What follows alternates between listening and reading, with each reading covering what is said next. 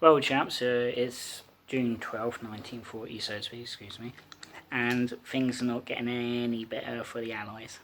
Today, up north especially in Scotland, some people have been remembering the sacrifice of the 51st Highland Division for June 12, 1940, was where Major General Fortune's men, and indeed that of the French 9th Army, surrendered in the coastal town was Saint Valery to General Erwin Rommel and his troops.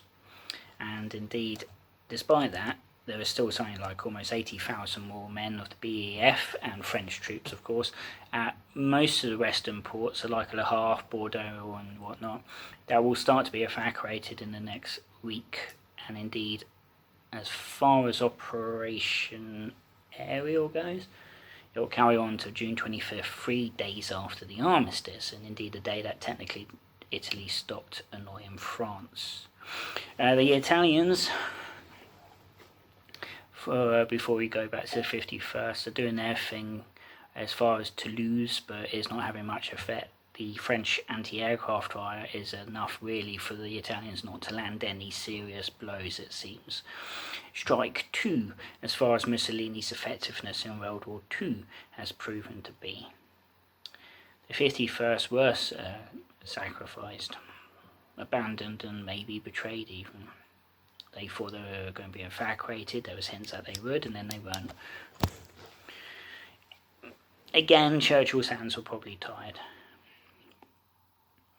And there was conflicting signals. It was possible they still thought the French would help them out, or the Germans could be pushed back, but despite the 51st last action, they ended up having to surrender, half an hour or so after the French surrendered.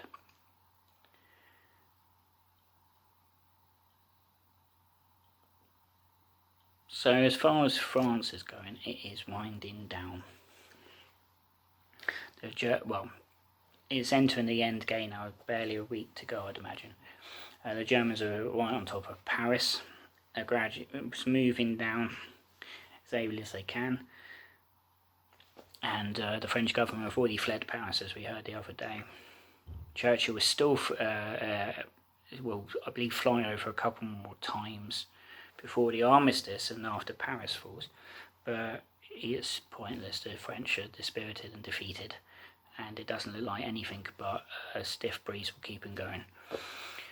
So that's France in 1940. That's the situation overall. Britain, I'd imagine, is now licking its wounds, is getting ready for what they believe is coming, the invasion. Coastal areas, if they're not already, are being mined and roped off by barbed wire. The local defence volunteers are getting going. They'll be the Home Guard soon enough. It's brought out a sudden spate of patriotism. The fight will be on our ground. We're in the final now. We've got no one to hold us back as far as allies go. We don't have to rely on anyone else, just us. And we're going to come out on top if Jerry does come ashore.